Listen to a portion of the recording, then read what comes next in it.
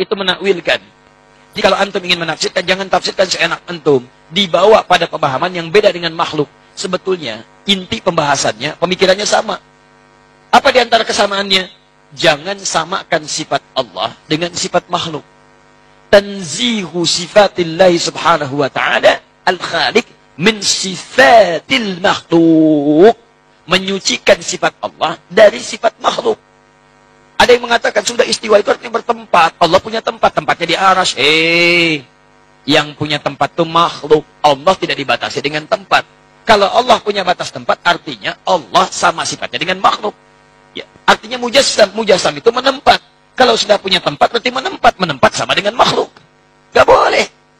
Kalau Allah kemudian butuh tempat, berarti punya kebutuhan. Sedangkan Allah maha luas. Laisa kamitslihi syai'.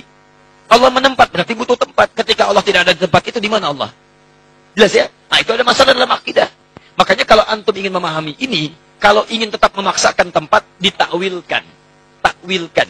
Jangan dipahami demikian, tapi dipahami dengan nilai yang terkait dengannya. Apa diantaranya? Istawa, bimakna istaula. Menguasai. Mengatur. Aras jangan diartikan dengan bertempat di situ. Ada begitu tidak? Artikan dengan di arasy itulah Allah mengatur. Menguasai. Menguasai aras, menguasai alam dan sebagainya. Contoh lain Pak, takwil yang batil. Allah berfirman, Ar-Rahmanu 'alal 'arsy istawa. Allah beristiwa di atas arsy. Allah beristiwa di atas arsy. Apa kata mereka? Istiwa itu dalam bahasa Arab ada 6 makna. Mana yang dimaksud dari istiwa tersebut? Kata mereka, tidak mungkin secara akal Allah beristiwa di atas arsy. Sebab kalau Allah beristiwa di atas arsy berarti Allah butuh arsy, Allah butuh tempat. Mustahil. Lihat, mereka tolak dengan apa? Akal. Akhirnya apa? Maka ayat ini harus ditakwil. Yang dimaksud istiwa di sini artinya menguasai. Maka kita Ahlussunnah membantah. Apa bantahannya? Betul, istiwa itu ada 6 makna. Kalau istiwa doang, istawa, yastawi itu ada 6 makna.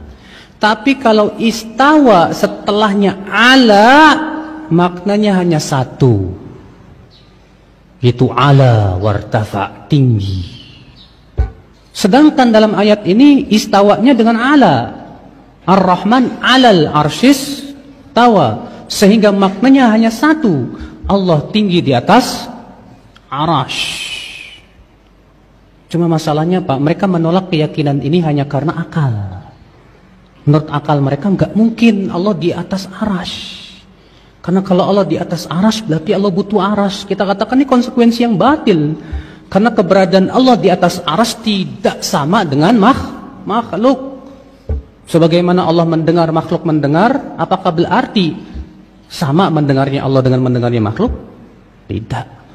Demikian pula istiwanya Allah tidak sama dengan istiwanya makhluk. Kalau makhluk istiwa di atas sesuatu, makhluk butuh kepada tempat itu. Sedangkan Allah tidak. Makanya tidak ada konsekuensi seperti itu Pak. Lihat Pak, ini takwil yang batil namanya Pak. Mereka harus mentakwil kata istawa ala di situ dengan menguasai. Jadi artinya apa?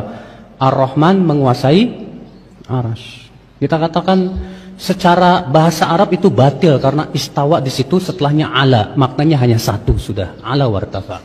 Yang kedua, arasy itu dari awal sudah Allah kuasai. Apa maknanya Allah mengabarkan kepada hambanya Allah menguasai arasy? Sebutkan dalam ayat Allah yang telah menciptakan langit dan bumi dalam 6 hari, kemudian menguasai arasy dengan makna seperti itu ya. Kemudian menguasai arasy. Berarti sebelum menciptakan langit dan bumi itu arasy siapa yang menguasai? Sehingga harus dikatakan kemudian setelah menciptakan langit dan bumi menguasai arasy. Kalau Allah sudah menguasai sebelum menciptakan langit dan bumi, tidak perlu kita sebutkan lagi. Sudah ma'ruf ya akhwal Islam. Bukan seperti itu gaya bahasa Al-Quran. Gaya bahasa Al-Quran itu sangat tinggi sekali. Dan itu bertentangan dengan balaghatul Quran. Kristiani akhirnya hijrah kepada Islam. Christian faith berkata, God is everywhere. Jesus is everywhere. Jesus is in you, in me. Itu akidah An-Nasara. Terbawa-bawa oleh kita. Kita kalau Allah kata saya di mana-mana, kita no problem. Bukan, no problem. Tapi Allah kata huwa fis sama. Oh, kamu kata Tuhan bertempat. Bukan saya yang kata, Tuhan yang kata. Yuk tak percaya, yuk jumpa dia, yuk tanya dia. Itu saja. Saya tak cakap apa, ini Allah yang cerita tentang keadaannya. Bukan saya hanya beriman dengan firman-Nya. Dia turun. Bukan, dia turun. Banyak cerita turun. Artinya dia mesti di atas baru turun. Ikut akliyah pun. Subhanallah, fitrah tauhid ini mengetahui Allah itu Esa dan Allah itu di langit itu fitrah. Saya pernah itu bilang kalau Bapak Ibu punya anak kecil, baru 2 hari lalu kemarin subhanallah saya juga praktikin kepada anak saya yang baru 2 tahun, ngomong pun belum bisa. Saya duduk sama istri, kemudian anak-anak lagi main di depan saya, kemudian datang yang paling kecil. Kemudian saya pangku anak itu. Sambil ngobrol bercanda-bercanda, dia belum bisa ngomong, saya baru ajar kata-kata. Terus tiba-tiba dia di benak saya. Saya bilang istri saya, coba dengar ya, kita tanya. Di mana Allah nak? Ngomong aja belum bisa. Subhanallah, alami tangannya begini. Tunjuk ke langit. Dan hampir semua anak saya coba praktikin itu. Semuanya, di mana Allah? Tunjuk ke langit. Padahal dia belum faham. Fitrahnya ada. Mengenal Tuhannya itu ada. Ini pernah diajarkan oleh dosen kami di Madinah. Dia bilang semua anak-anak yang belum rusak fitrahnya, kalau ditanya dia akan tunjuk ke langit. Padahal dia tidak faham itu. Mungkin secara zahir dia tidak faham, tapi ternyata seperti itulah secara alami orang tahu Tuhannya, Allah SWT dan Allah itu. Daripada makhluknya termasuk arsy. Kalau Allah di atas arsy berarti Allah bergantung kepada makhluknya, yaitu arsy. Bagaimana ini Ustadz? Wahai orang-orang yang menyatakan itu, yang mengatakan Allah di atas arsy siapa? Allah. Apakah kalau Allah yang mengatakan di atas arsy, salah kita mengatakan Allah di atas arsy? Sementara yang mengatakan Allah di atas arsy itu Allah itu sendiri. Malakum kaifa tahkumun? Ada apa dengan kalian? Membuat patokan hukum yang aneh. Saya katakan sesuai dengan yang Allah katakan, saya salah. Lalu apa yang benar? Kalau saya nanti ditanya oleh Allah di akhirat, kenapa engkau berkeyakinan aku di atas arsy? Seandainya itu yang Allah tanyakan nanti kepada saya di akhirat, saya akan menjawab karena engkau di dalam Al-Quran mengatakan engkau di atas arsy. Lalu apa jawabanmu wahai muslim? Ketika Allah nanti bertanya kepadamu, kenapa engkau tidak meyakini aku di atas arsy? Padahal aku telah katakan di dalam Al-Quran, aku di atas arsy. Coba siapkan jawaban dari sekarang. Cari jawaban yang bisa menyelamatkan Anda di akhirat. Ya akhi, bagaimana Anda tidak mau meyakini sesuatu yang Allah nyatakan tentang dirinya? Apakah Anda lebih tahu tentang Allah dibanding Allah itu sendiri? Bukankah Al-Quran Allah turunkan untuk pedoman?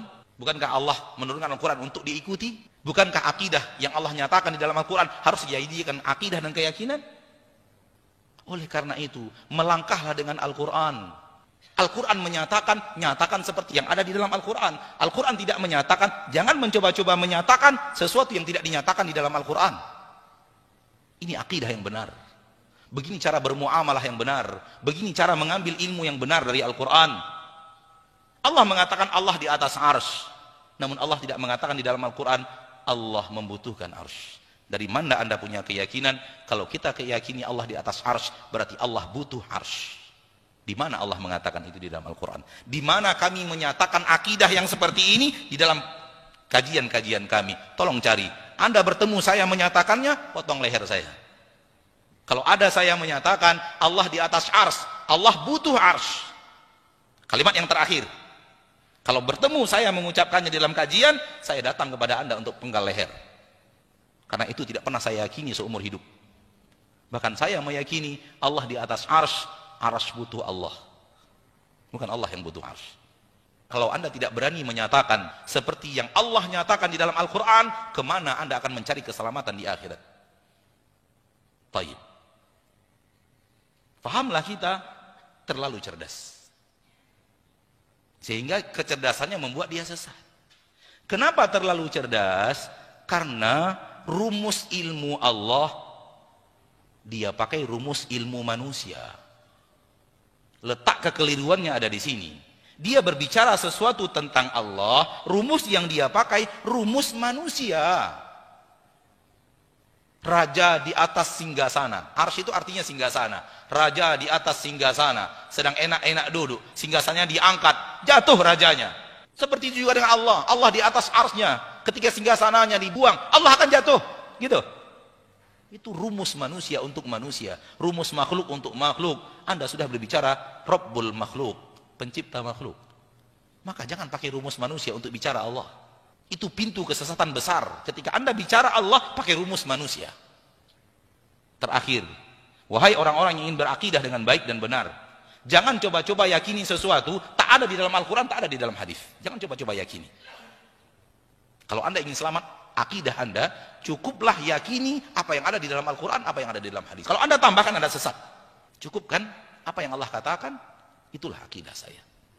Apa yang Allah nyatakan, itulah akidah saya. Apa yang dinyatakan oleh Nabi, itulah yang saya yakini. Saya tambahkan setengah saja, setengah itulah sesatnya. Saya tambahkan 5.000 tambahan, 5.000 itu sesatnya. Karena tidak ada di dalam Al-Quran dan tidak ada di dalam hadis. Yakini masalah gaib.